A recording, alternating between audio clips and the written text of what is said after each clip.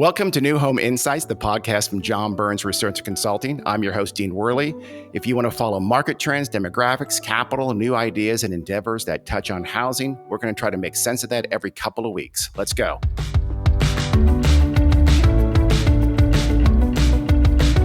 Hi, everyone. This is Dean Worley for the New Home Insights podcast.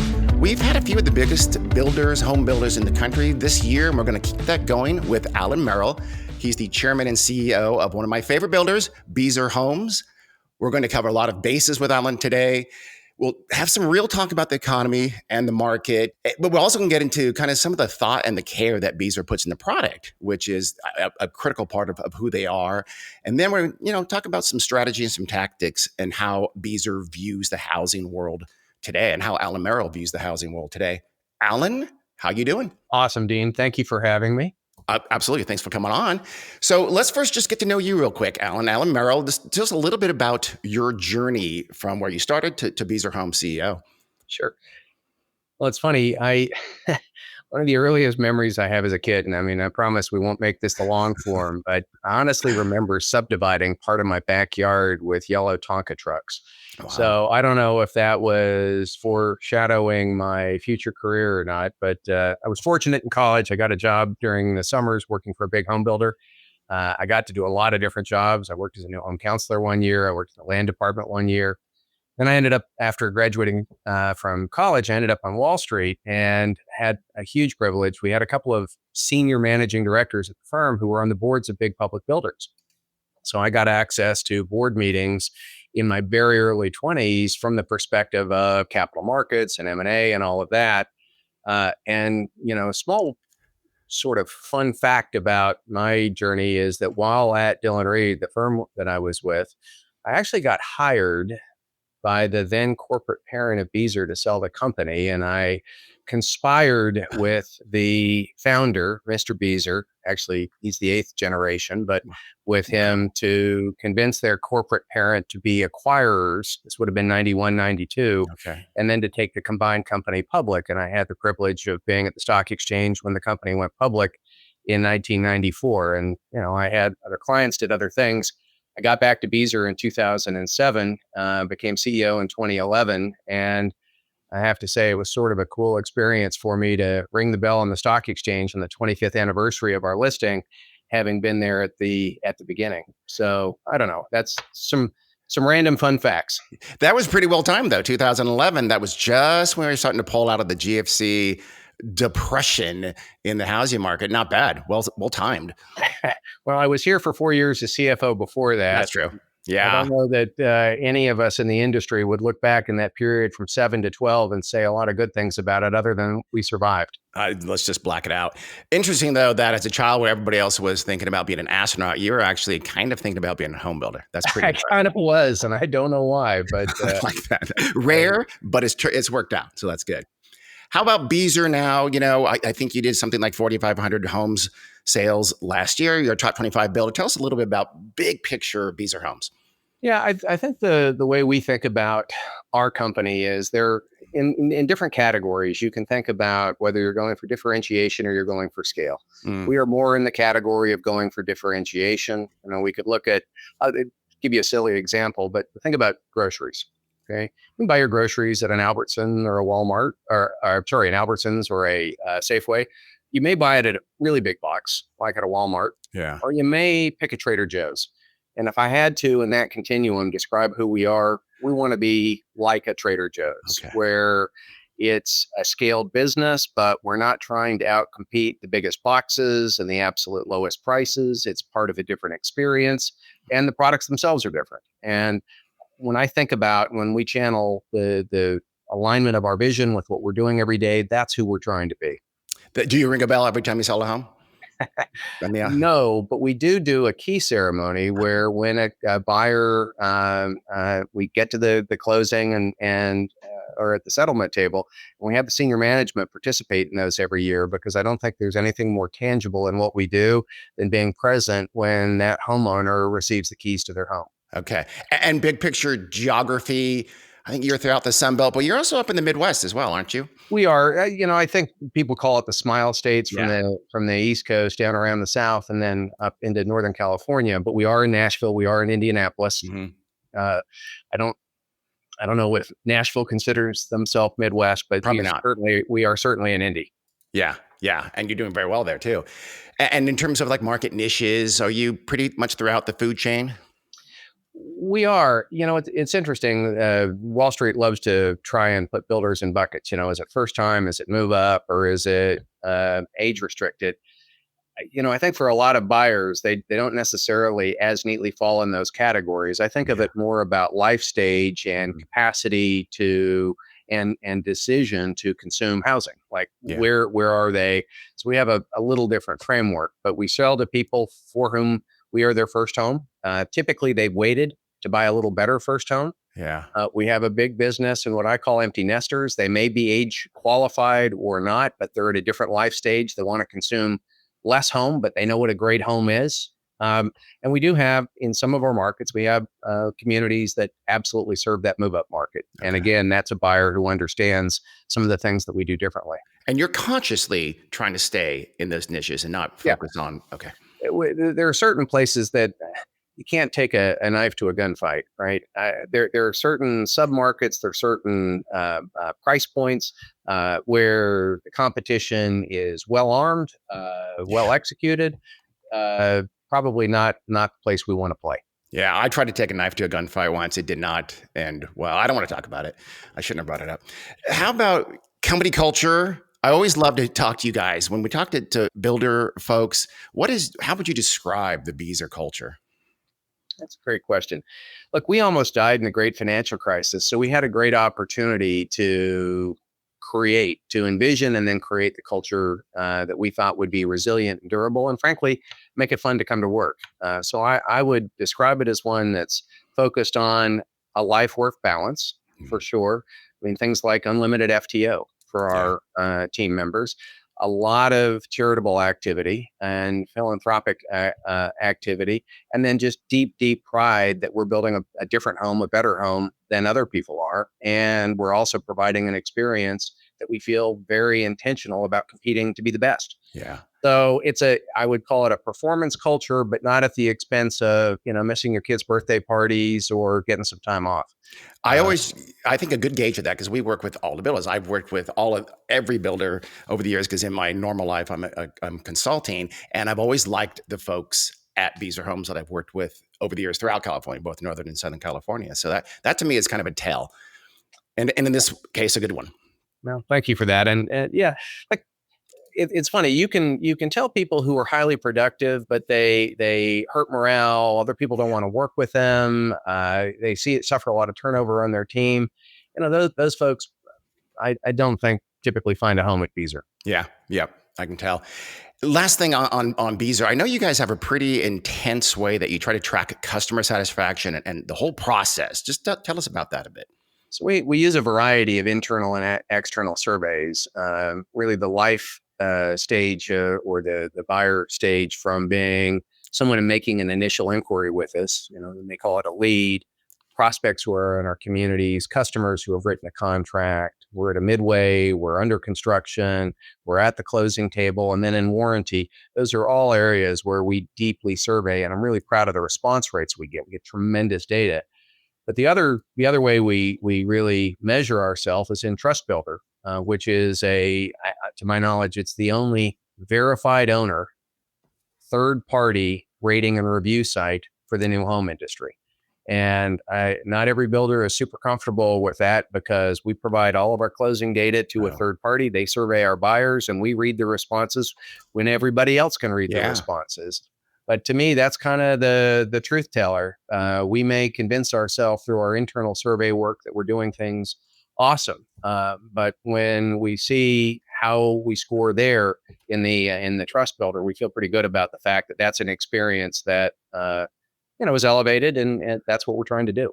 I like that. I like the third party aspect of that because you never know what kind of truth you're getting when they know they're talking to the person that they just bought a home from. So having a third party, truly And I independent. think verified ownership is a big Mm, deal, right? Because there are lots of people in the ecosystem. Like you could pull mortgage brokers, you could pull realtors, and they have opinions, and they may be well formed, they may not. But as a prospective homeowner, I just can't imagine a better use case than having existing owners say, "This is what my experience was like." Yeah, no, that's ideal. So let's get into some topics. Let's start first with just a brief look at how you look at the economy. Just kind of big picture, how do you see the economy playing out? Let's just say near term, this year or so. Well, I think there are a couple of things in the economy. I mean, there are a lot of things in the economy. We've seen a deterioration in consumer confidence over the last half year or so, and I'm not smart enough to try and attribute weightings to all of the factors, but having wars, taking place, having immigration changes, having tariff changes, a lot of volatility in markets. They were down, now they're up, but it feels like a very uncertain environment, and that has translated into consumer confidence. And so when I think about the economy, interest rates, I'm sure we'll talk about, and affordability, that's a big factor for our industry. But I think the uncertainty and the insecurity that I think a lot of consumers feel, and frankly, that businesses feel, because they're not sure what the policies are going to be, what the tax regime is going to be. I think some of these things are going to get sorted out in a relatively near term, and there will be people who like it and people who don't. Yeah. But we may see a diminution in some of the uncertainty, and I think that will be helpful. Yeah. Uncertainty is always the enemy of markets. Here's my take, my sort of optimistic take. Tell me what you think.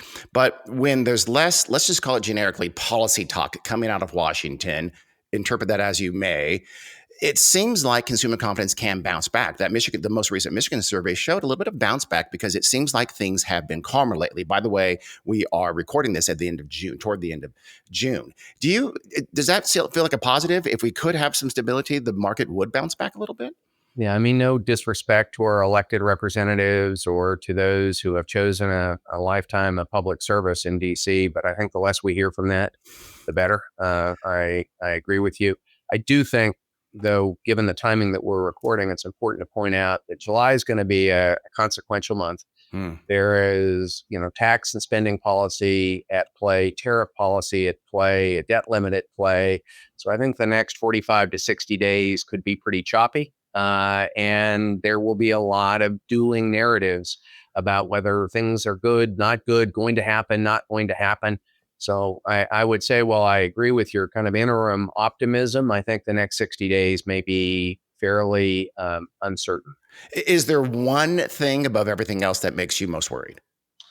Yeah, I'll tell you, my principal focus is as I think about our industry and its ability to be a growth contributor in the economy, is long-term interest rates. And, there's a lot of talk about the Fed all the time, but I've got to say that if we don't get some control over the fiscal circumstances in the country, stop running $2 and $3 trillion deficits, I think we're going to have a hard time seeing any real structural relief in long-term rates. And as well as I do that mortgage rates, while they're 30 years, they're really priced off of the 10-year treasury because most people don't stay in their home 30 years. And that's kind of a good weighted average life mechanism. So I pay a lot of attention to the 10-year. And I think it's telling us right now that there is bond market uncertainty about our ability to control, our spending versus our receipts. That's probably the single biggest determinant of both the housing industry and then the housing industry's ability to contribute to growth. The reverse of that, the flip of that, is there something that gives you a little bit more optimism? Yeah, I mean, we've underbuilt the demographics of household formation for the last 14 years. Yeah. So there are different numbers floating around, 2 million, 4 million, 7 million, but I am confident we have not built nearly enough housing. Yeah. And so that gives me some confidence that when some of the uncertainty is off of the table, when affordability or rates are in a different place, I think there is an extraordinary amount of pent-up demand for housing. I think that's a huge point. It feels like, I know it does feel like, especially in some places in those Sunbelt states you mentioned, it feels like we're really oversupplied right now. But in even a midterm, let alone a long-term way, we are I promise you, we're not oversupplied in housing. Well, I'm confident of that. And I also think that while you're right, there's Sunbelt markets that could look at new home inventories at pretty elevated levels right now. And people like to scaremonger, I think, a little bit with slides that show its relation to 2007. I got a couple of comments about that. One is the population in the cities that they're looking at are up 30 or 40% from 2007. So if you think about that inventory on a per capita basis, it's actually wildly misleading to just look at total units. Yeah. But another factor is look at what's happened to starts. Like this is sort of a self-correcting mechanism. Yeah. We're not in a situation where builders are having to build homes to generate cash. When the sales environment this spring slowed down, builder starts slowed down. And so we'll work through this inventory, and I think we'll be in a very different place in 6 to 12 months. Which is perfect segue. I want to talk about the market, the housing market. So again, let's start big picture. We'll go a little smaller, but in terms of big picture, how do you see the housing market? Let's start again near term. Say again the rest of this year. We're in September fiscal year. So for me, when I think of years, and I'll try and stay in the real world of calendar years, but when I think about what we've got in front of us, I don't see any real reasons to expect that confidence or affordability are going to meaningfully improve.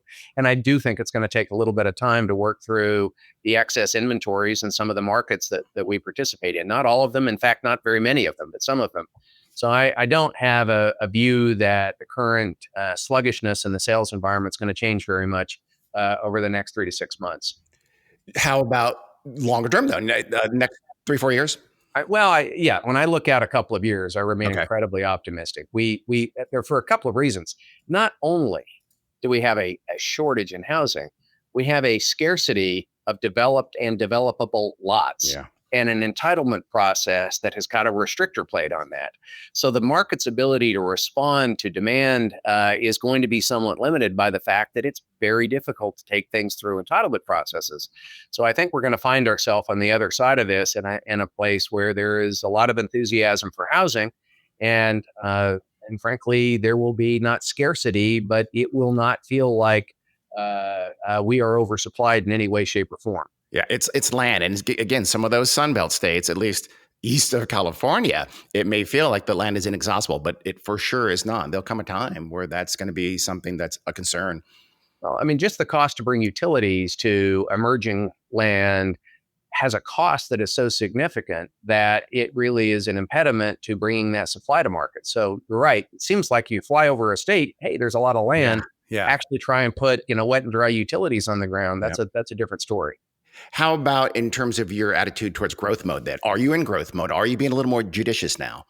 So we reduced the ramp for our anticipated growth earlier this year. We've articulated a goal to move to 200 communities. It's kind of an interim base camp, if you will. We're at about 170 right now. And so we're well on our way when we've had 3 consecutive years of year-over-year growth in community count. We'd expected to get to 200 by the end of 26. We've slowed that down and said that'll probably be more like the end of 27. And that's frankly reacting to a slower selling environment. But the direction of travel, even if the steepness isn't quite the same, the direction of travel for us for sure is to grow in our existing markets. Do you see any specific to housing, a good tailwind there? Like I know a lot of people look at demographics beyond supply. You mentioned supply, but do you see demographics as also maybe a midterm to long-term tailwind? Yeah, there are 2 huge ones. The first is that the millennials have not attained home ownership at the rate that they desire to. They've had to wait a little longer, but they've waited to get married. They've waited to have kids, right? So there have been a variety of things. And then it was, of course, their career progressions, and a lot of their household formation was interrupted by COVID. Yeah. We see a significant opportunity for those buyers who today would be early to mid 30s, late 30s, and the demographics support that. There is a significant population there that is going to move into their own households or from rentership to ownership. The other is, and it's the second biggest demographic cohort, and that's the boomers, right? Yeah. We're confident. I mean, it is inevitable that the boomers are going to say, I don't need to consume as much housing. These 5 bedrooms, 4 baths with a big yard and maintenance, not for me. I'd like to be in a housing environment where it's lower maintenance, lower cost, and maybe a lower share of my resources tied up in housing. So those 2 dynamics, and by the way, spoiler alert, that plays directly into our company strategy. Yeah. That's who we want to be able to serve. We'll talk about your 55 plus and your gatherings brand in a few minutes. How about some tactics though? Let's go down a notch a little bit. Buy downs have become critical. I think they're, well, I'll ask you, are they here to stay for a while? And are they a big part of how you sell homes? I think they are. I'll say about buy downs. I think that everyone understands them at one level, but there are of course different levels. And I think sometimes it's funny when I read in the media conversation about this, I cringe sometimes because I think they don't quite get it right. And if I may, really two big categories of buy downs, right? You've got temporary buy downs where, you might have what's called a 3-2-1. The first year your rate's 3 points below, your second year it's 2 points, the third year it's 1 point. Those are relatively inexpensive to do short-term buy downs like that. It gives the consumer some opportunity for a lower payment. But this is a huge point. It's a big policy point that came out of the last housing crisis, which is the buyer has to qualify at the full rate, right? Notwithstanding the fact that for 3 years they may have a different rate, they have to qualify. And I think that's something that we got right in recovering from the last crisis. Yeah. We saw a lot of use of short-term buy downs in 23 and 24. I will tell you in 25, we see a lot less appetite for that. And what that really relates to, in my opinion, is consumers less confident, less optimistic, but rates are going to come down. Because you might use a temporary buy down or a short-term buy down like that because you're confident that in a year or 2 or 3 you'll be able to refinance at a lower rate. And mortgages in this country don't have prepayment penalties, so that seems like a kind of a smart trade. When you lose confidence that rates are going to be lower, that loses some appeal. So you've seen a shift while the topic is still buy downs into more permanent buy downs, which are obviously a lot more expensive, where you may move the 30-year rate down a point or two. While expensive, that is definitely important for some buyers because they've lost the confidence that rates are going to be lower. And the other thing that it does is it makes it so that you only have to qualify at that permanent rate. So if you buy a rate from $6.99 down to $5.99, that's the rate you've got to qualify at. That every point you lower, that opens the aperture a little bit to another group of prospective home buyers. Yeah, I'm seeing more of that where it is that 3-2-1, but that end result isn't market normal. It's still a 4.99 or a 5.75 or something like that. So still a well bought down rate for years like 4 to 30. Yeah, what we're really seeing a lot of is permanent buy downs and then a little sprinkle of a temp on top of that. And so you're seeing some mix and match like that. But it's super interesting, Dean. I mean, different markets. I won't name names, but I've just gone through 16 division budget meetings in the last 10 days. And I can tell you, some of our divisions, they're just not seeing, hearing, or using buy downs in any meaningful way. In other of our markets, they're absolutely, it's the coin of the realm. Like that is the entry to competing for home buyers. So it's interesting to me. It's not a wholly national phenomenon. That is interesting. And I'm kind of on the West Coast here. And buy downs are at least a major part, if not critical, in every single submarket that we're in. So, Midwest, Northeast, not so much. Yeah. How about, I have a theory that for mortgage rates as the main concern of a prospective buyer, you did have this weapon. They were mortgage rate buy downs. For the uncertainty and the economic concern and the tariff concerns we have now, it seems like builders don't have a weapon. Does that make this uncertainty just harder for you to overcome? It does, but it's where the virtue of differentiation emerges. If you're in a commodity business, uncertainty is really a killer. If you're in a differentiated business, then you can work through with some of your prospective buyers, not all of them, the fact that this is not a commodity and that unique intrinsic value of what you're doing resonates with them. Yeah. Okay. I much prefer, and we do defend that position of trying to differentiate. And I think in an environment characterized by uncertainty, I'd rather be playing that hand than the commodity hand. Quick question on something a little bit in the weeds a little bit, but would you prefer to go big on incentives or kind of maybe get prices to where the market says they should be and have normal incentives, with a caveat that we are seeing a lot more folks tell us that buyers actually literally shopping incentives without doing the math that makes sense for that? So I'm probably going to infringe on some trademarks with what I'm about to say, and I apologize in Please. advance. And we'll call the legal department. the way we for the talk lawyers about that involved. the way that we talk about that internally, and it's super interesting. There's a cycle here.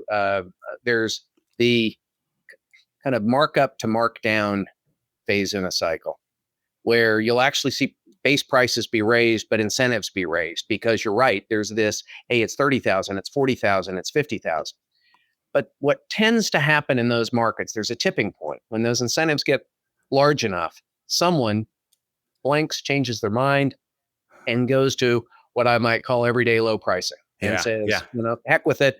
We're just going to move the base to where this net number is anyway.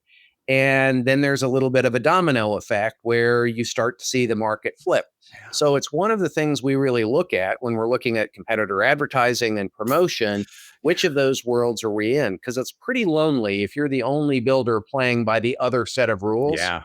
But Yeah. inevitably, most markets go through that cycle of there's a tipping point on the incentive level, and you start to get to 80, 90, $100,000. That's normally where you're going to see everyday low pricing Yeah. emerge. And it might take because let's be honest, builders are going to be worried about their backlog if they do lower their prices that are publicly advertised. So if there's a lot of new entrants that are going to mark to market in your submarket, that's when it maybe you are playing by the wrong rules. That's true, but of course we're in an industry now where the mix of to be builts and quick move in or spec homes has Yeah. shifted very significantly. Right, COVID really caused that because we had a hard time controlling with the supply chain and delivery dates. The market kind of moved very heavily toward quick move in homes, and even those builders like us that have design center experiences that emphasize and try and drive to be built homes, we're clearly influenced by that. The good news in that, and it cuts both ways, your backlog's a lot shorter. Yeah. You're turning your backlog faster, so you can make pricing decisions a little bit more with more agility if you've got a larger share of quick move-in sales. I'm not going to say where or who, but in one of the markets I work in, we just saw a major builder just did exactly that. They went back to market. They got rid of the incentives, and so far so good, even though everyone around them is still doing the incentives. So we'll see how that plays out. How about in terms of markets? We know where you are. Are there some markets, to the degree you can tell us here, are you interested? Are you thinking about moving into new markets that you're not in right now? No, I've been really consistent about this. We can grow our business by orders of magnitude in our existing footprint. That's where we've got the team, the talent. That's where our land is. We pay lots of dumb taxes. So I'd much rather invest. I think it's lower risk Okay. and quicker turn to make those investments behind your existing team and supporting your existing assets. So don't have a wandering eye for any other markets. Okay. How many markets are you in, roughly? MSAs, let's say. Yeah, we say 16, 16. Okay. although it's a little bit of a cheat. It's really 17 because we Okay. participate in the Delaware Beach market out of our Maryland division. It's managed together, but the Delaware Beach market's pretty different Okay. from the Anne Arundel, Montgomery, Howard County market that we're in. But Okay. Are you seeing any impact yet from this back to office thing? I think you're in some places where you're in kind of, let's call it the urban portions of these markets. Are you seeing any kind of a trickle back from those policies? Interestingly, yes. And in a one surprising market in Virginia, we've seen over the last 6 or 8 months, we've seen a significant influx of people who were working for the government but had moved that to keep their jobs, they had to move back. Interesting. And it's interesting. It's also played out in particular for 55 plus buyers who continue to be employed, who thought they were on to the stage of their Yeah. life where they were going to live in West Virginia or they were going to live in Ohio, be closer to grandkids, but they're not at retirement age or they're not at a place where they want to retire. Maybe they are in an essential industry or role where they're, highly compensated. They've moved back into the DC area. So despite all of the Yeah. DOGE noise around DC, we've actually seen that return to work at the government sector, which by the way was 2 to 3 years behind the rest of the economy. Yeah. Okay. As that's happened, that's actually been positive in Virginia. That's interesting. I would not have thought of that, but because there's the top line information from DC is that it's getting hit hard. Has DC as a market bounced back a little bit from earlier this year, maybe? Again, we've got a relatively small business and we're Okay. super selective. So I try and it's funny when I talk about a market, of course, I'm thinking about our communities, how Yeah. we're positioned. And sometimes I can sound like a dodo because there may be a market thing that doesn't directly relate to what's happening in our communities, Virginia's been pretty good for us. Okay. Okay. How about the Midwest? The Midwest seems like it's relatively stable, even I don't want to say hot, but warmer than Yeah, other markets. Are you? Indiana is a Yeah. booming employment center right now. I think I saw the Yeah. unemployment rate this week dip down into the twos. Wage growth is well above inflation, so purchasing power is increasing. It's a desirable place. Look, I grew up in the not the Midwest, but I grew up in Salt Lake, and when I go to a place like Indianapolis, I sort of think like this is a place that has super high quality of Mm, life and a measure of affordability that doesn't exist in all the coastal markets. yeah. So it doesn't surprise me. We're happy to be in that market. We're definitely growing in that market. And then you have Nashville, which again, Nashville, we're not saying you're in the No, Midwest, but it's kind of like the Nate Bargatze effect there. It yeah. seems like Nashville is hot, hot, hot. And now they're having that. I just spoke with a Nashvilleian not long ago, and their attitude seems to be that we love when you come here, but don't move in because the folks, it's kind of a little bit of a NIMBY because they're seeing their prices rise from all these folks who are flooding into Nashville. I mean, for a number of years in a row, Nashville had the highest per capita job growth. Yeah. And that's obviously jobs need a place to sleep at night, as one of my friends says. And Nashville has certainly benefited from that. And except for the music, it sounds like a great place. I'm kidding. Country music, just not a fan. That's for you, not me. I didn't say Sorry, it. sorry. I'll take that one. I'll take that bullet from our country music listeners. Um, let's talk about market niches. Then I think you just kind of covered. You're in the entry level. You're in the move up market. Anything you want to add on that before we turn? I want to talk about 55 plus. Well, when you talk about entry level, it's funny the words that get used there: Mm, first time buyer, entry level. We're probably not really in the entry level okay. where price is the primary determinant of a purchase decision.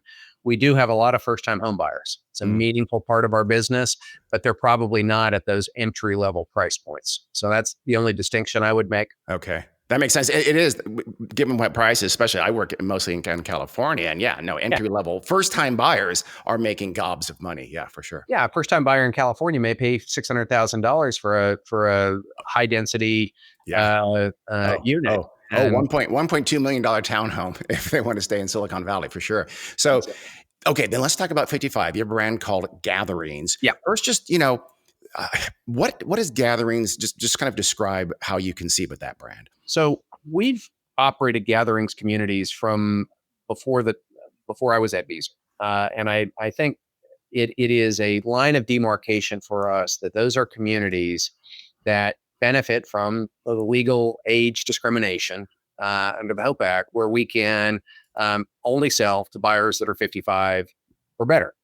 And it felt important to us to keep distinction between what Beazer stood for and having a Mm, brand. And our gatherings communities were largely concentrated until about 7 years ago in the mid-Atlantic. We had them in Maryland and Virginia and lots of them. And they had largely been in an attached context.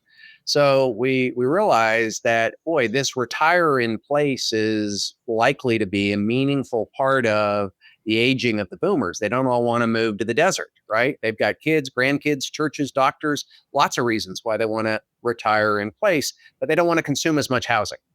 So our vision for growing gatherings was to take that attached product proposition into some other markets. And so we took gatherings to Orlando, to Nashville, we brought it to Atlanta, took it to Dallas. What we've realized is that that is certainly an addressable market. But of course, there are lots of other product types that also serve that 55 plus buyer. So those may be what we call duets or yeah. villas, or they may be single family ranch plants. Yeah. So we now have gatherings communities that are comprised of very different product types. But the common thread is that by definition, gatherings is age restricted. Yeah, but I was blown away because I've actually done studies for you guys in California for age qualified developments, and they've been detached. I was blown away when I looked at what Gatherings is doing. How many of your Gatherings 55 plus communities are attached, even flats, even stacked flats? What made you kind of go in that higher density direction? Affordability. No, okay. I mean, think about the Mid Atlantic, and we're doing something right now in Maryland. I think I can talk about it. We have one of the product types that is very common in the Maryland and DC metro area is what's called 2/2s. right? A 4-story wood frame building. The first unit's on levels 1 and 2. The second unit's on 3 and 4. For that first-time buyer, that is a very affordable way to own your own home. But of course, that's not a great value proposition for an active adult buyer who may be, if not mobility concerned today, Okay. anticipating that they could be in the future. So we put elevators in our Mhm. 2/2s so that that stacked flat essentially services that buyer profile. That has been quite well Hmm. received because Okay. again, I can put it in a location that's accessible to shopping, to Mhm. school, or to the family members, to churches, to activities that I'm involved in, as opposed to where I would have to get to a similar price point. I'd be 30, 40, or 50 minutes away. Would you put that product in a more suburban environment as opposed to a closer in, I'm sorry, location? We have. Yeah. We've Okay. done it in Allan, Texas. We've done it in Forest Park in north of Nashville, not right downtown, but in a suburban location. Um, in the COVID period, the construction costs kind of went bananas. Mhm. And it is harder today for us to pencil that condo building than it was 5 or 6 years ago because some of the commercial categories of construction, those costs move more than the pure residential pieces. So it's a question of what we can underwrite. But we absolutely want to be able to put higher density, affordable, active adult solutions in the places where people already live, not ask them to move across town or change their Yeah. lifestyle. Okay. Yeah, because a lot of that sometimes it's sometimes especially it's single households and they want to stay with their friend set and but they need to move down and get a much lower maintenance lifestyle. It's perfect for that. Exactly. And look, there are lots of complexities with this. Insurance is obviously a big issue. So condos in Florida, super hard for an HOA to find insurance. So there are lots of challenges, but frankly, if it were easy and everybody could do it, it probably wouldn't be very profitable. Yeah. Last question on AQ on age qualified is that market, can it seems like it's a little inconsistent right now, at least when the markets I'm in. That buyer can be kind of easily spooked. The stock market takes a hit. They sometimes go into a shell. It's come roaring back, but still. Have you seen that market? How's that market holding up for you? I agree with you. It's episodic. Yeah. One of our new home counselors said to me one time, and she certainly didn't mean it in a disparaging way, but I asked her about the prospects she was working with, and she said, "Well, the thing is, they've got nothing to do and all day to do it." And I chuckled. And that sort of plays on a larger level. Like they can Yeah. be a buyer this month, they could be a buyer 2, 3, 4, 5 months, Yeah. and you can't force urgency on that buyer. Yeah. They're not going to fall for No way. sales handling tricks. Like Yeah. they're ready when they're ready.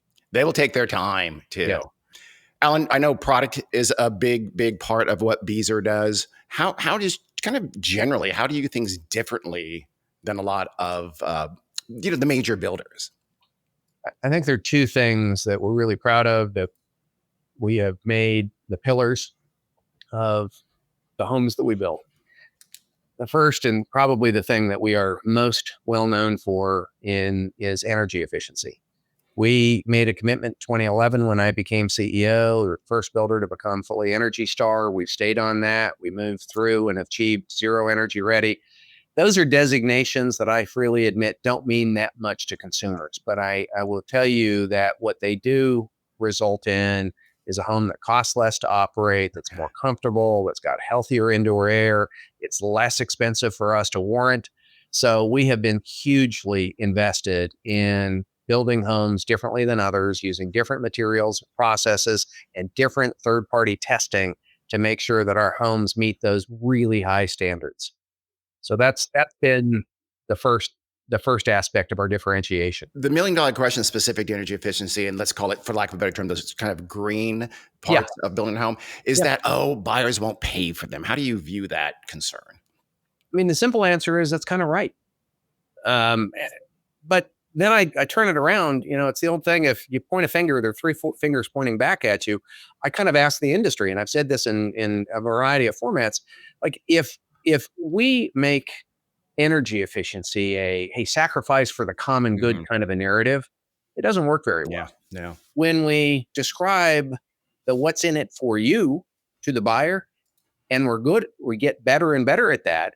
Like, it's amazing what they will pay for. So let's talk about that a little bit. Then here's a silly example that I would use.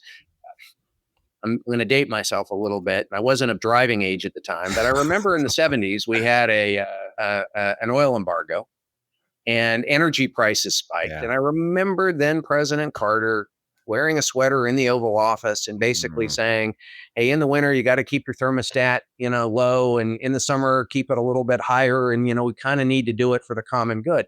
And I frankly blame the green building industry a little bit for embracing that you need to Oh, sacrifice mindset, as opposed to reframing that as these homes are freaking awesome. yeah. They are super inexpensive to operate. They have much better indoor air. They're quieter and they're less expensive to warrant. Like, they just perform better. When you start talking about that, now you've got an ability to have a conversation. I'm not asking you to make a sacrifice for somebody else's benefit. I'd like you to have a $50 utility bill instead of a $250 utility bill. Would you be interested in that? Well, all of a sudden, that's pretty universal. Do you have to get them, though, to think more long term, take a little more long term horizon because that savings sort of accumulates over time? Absolutely. But it's one of the big concerns in an affordability constrained environment is I know what my monthly income is. And I can calculate pretty quickly what my mortgage payment's going to be. But I start thinking as I'm in this home buying journey about all those other line items that I'm responsible for. And when we can demonstrate, bills from customers in the community, when we can demonstrate that the utility bill is structurally Mm, different, that acts really as a catalyst that breaks a log jam for a buyer who's sort of concerned. Hey, the lines work. I've got more than I'm spending, but it's mm, not by a lot. I'd feel better if I had a bigger cushion. Well, $100 or $200 a month is a yeah. pretty good cushion for a home buyer. Yeah, I have seen the way you do it on models too. I've walked your models many times, and I've seen how you'll have a room there dedicated to showing off the different things you're doing and you do emphasize. You can see from the verbiage, the collateral that you're saving a ton of money. This is about the buyer's benefit. It's not about virtue signaling for Yeah, some yeah, external, credential. yeah. This is just a better home.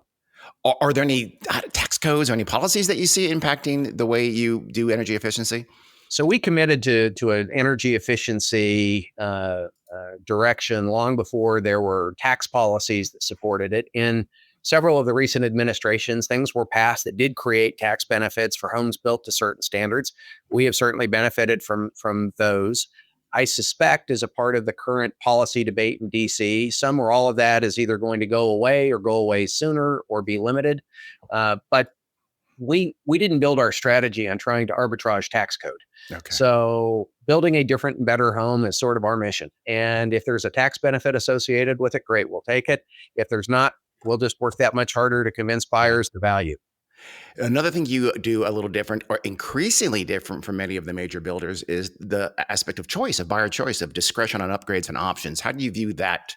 Because you are going to run up against some folks who don't offer that. Do you see that as a kind of competitive advantage? I do.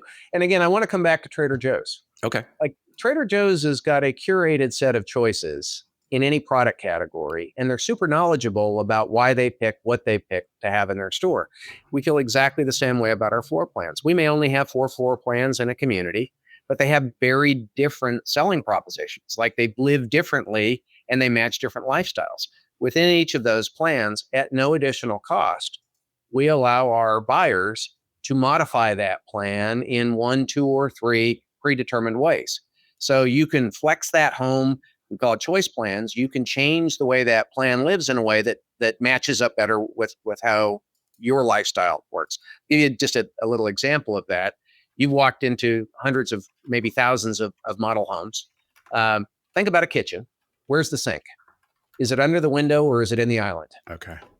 And I can tell you that people will fight in the parking lot over the answer to that. Like, they've got to have it one way or they've got to have it the other. Every Beazer home offers a choice, Oh, but you can have it one way or the other. And so why might you want it in the sink or the sink in the island? Because that's where the center, the hub of your kitchen is. On the other hand, if your kids are doing their homework at the Yeah. sink or at the island in Yeah. the afternoon, you don't need the pots and pans and the water around that. You want it over. Huh. Maybe you want the sink at the window because you're watching a kid in the backyard. Like, I want the buyer to have the home that matches them, and we know that that's an easy one for us to build one way or the other, and not nickel and dime about. So that's my definition of a curated choice. We know it Okay. resonates with different buyer profiles, make it easy, and do it at no additional cost. Do you have any pull with Trader Joe's, by the way? Can you ask them to bring back their cilantro lime hummus? Because it's delicious and it hasn't been there for a while. It seems like you know them.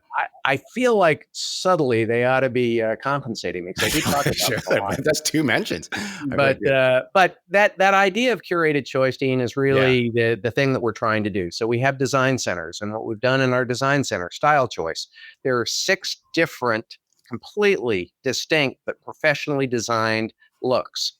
You can have any one of the 6 at no cost. Wow. Pick Okay. your adventure. Now, you may have a product category that you want more of, or you want to change from the gold sink faucet to the black one. Okay. So there are some limited selection choices, but we've really curated those looks on a professional basis. And the buyer has the benefit of walking into a design center to say, gosh, the only challenge I'm having is between coastal chic and farmhouse. I'm not sure which one meets my designs the best. Do you think you're able, though, to use that to game buyers, to have an advantage over builders who aren't offering those choices? 100% differentiation is a killer app if the world is defined otherwise by commodities, and that part of our experience is a very, very important one.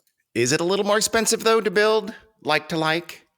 Yeah, it may be. Although, it's funny. We went through to get to this place. We went through a rationalization of the SKUs. And again, I'll give you a simple Hmm. example. Take 16 divisions, and all of them have 4 different beige carpets. Okay, so if you don't do that right, now you can do the math. You end up with 64 beige carpets. Well, if you've got the same 4 beige carpets in 16 divisions, you've got 4 carpets, and ultimately carpet, like other products, is kind of a volume game. So when you get those looks put together and you curate that list to a small enough number, I feel like we're driving enough volume into our SKUs that we're able to really minimize that incremental cost to offer choice. Are you doing anything like, you're hurricane resistant, fire resistant? Those things are becoming so big now. Are you looking into those kind of construction Yeah, aspects? it's super pervasive. It starts with site selection. There are certain sites we won't look at. They're in flood, wind, Mm. fire zones. We're not buying it, period, full stop.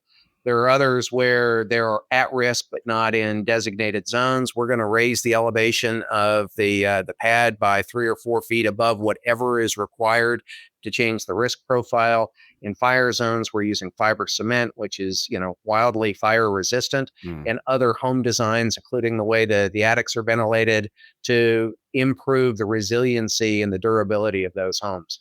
So, yeah, starting with site selection to site development to product selection, resiliency across wind, fire, flood is core to the homes that we build. 2 more things, Alan. One is mortgage and mortgage companies. You went away from that. Beazer went away from that. Tell us the whys and the whats of that decision. Well, the simple answer is that no builder mortgage company is properly scaled to provide the full suite and the lowest cost to home buyers. That's just a simple fact. Yeah. And I say that respectfully to the biggest builders in the industry. They're not scaled. They think they are, they're not. Mhm. What we've been able to do with our mortgage choice platform is create the opportunity for 3 or 4 different lenders to put their best work forward for each buyer. They may have a different program, a different price, or a different underwriting criteria, an overlay, something that benefits that buyer.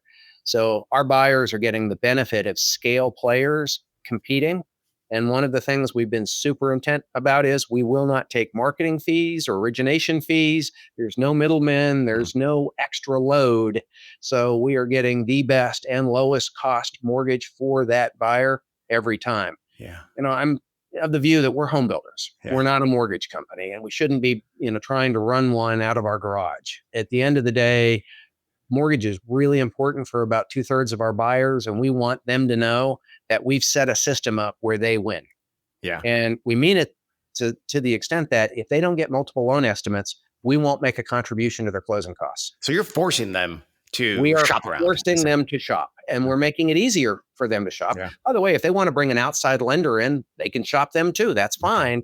But we've curated a list of lenders who are desperate to compete for this new home buyer business. And we've said, as long as you get multiple loan estimates, we'll make our contribution. Okay. Now let's end with that then, because about contributions is a perfect word to segue. You gave me a preview of this when we spoke earlier, and your approach to philanthropy is pretty, I think I would say, unique. Tell us about that effort. Part of culture. Why do people come to work every day? Right? They want their work to have meaning. They want to have alignment with the values of the organization that they work with. Otherwise, they're just mercenaries. So the trade-off, though, is that usually you're kind of robbing Peter to pay Paul. If a company is super philanthropic, that's money that the shareholders are being deprived of, or extra costs that are being borne by the buyers.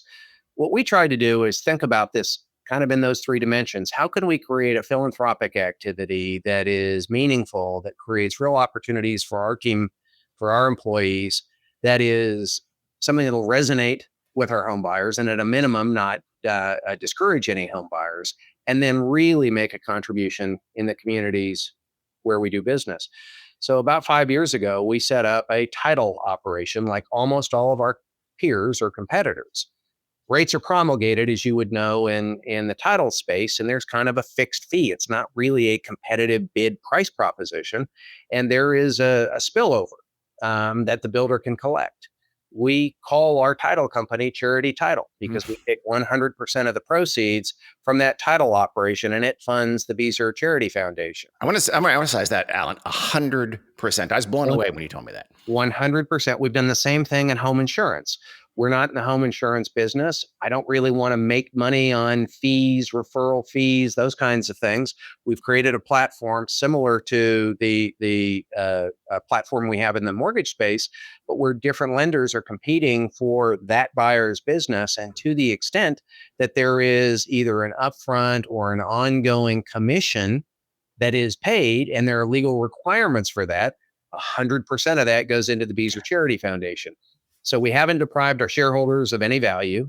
We've created a meaningful, multi-million-dollar stream that we can deploy. And then we delegate that to our employees, where we don't just do helicopter money. These are activities. These are health, wellness, and community activities where we're doing them together. They're often involving a race or a walk or something where we're doing something healthy. And we've got the financial resources now to put behind that. And I can tell you, with our buyers, that also matters. They look at that and say, well, this is a company that has a sense of purpose that is broader than just a profit and loss statement. Their pictures and the activity, the engagement of their team is real. And it's kind of novel how they have funded that. It's not costing me anymore. They've just decided that on this particular set of activities, like mortgage and or title and homeowners insurance, all of the profits are going to go to charity. Yeah. It's been awesome for our culture. It's been very helpful with our buyers, and it's made us a very meaningful philanthropy. Yeah, I love that. That's why I wanted to end with that and talk about that because that's a great story, and I love to hear those kinds of things. Allan, thank you so much for coming on the New Home Insights podcast. It's been great. It's been awesome. Dean, thank you very much. Have an awesome afternoon. You too. All right. Thanks, everyone, for listening. This is Dean Worley for the New Home Insights podcast. We'll see you again in a couple of weeks. Since you forgot to hit the stop button, I'm going to take a second to tell you about our weekly Building Market Intelligence newsletter. Over 40,000 smart folks get these timely takes on the housing market in their inbox every week, and you can too by heading to jbreg.com/subscribe and signing up.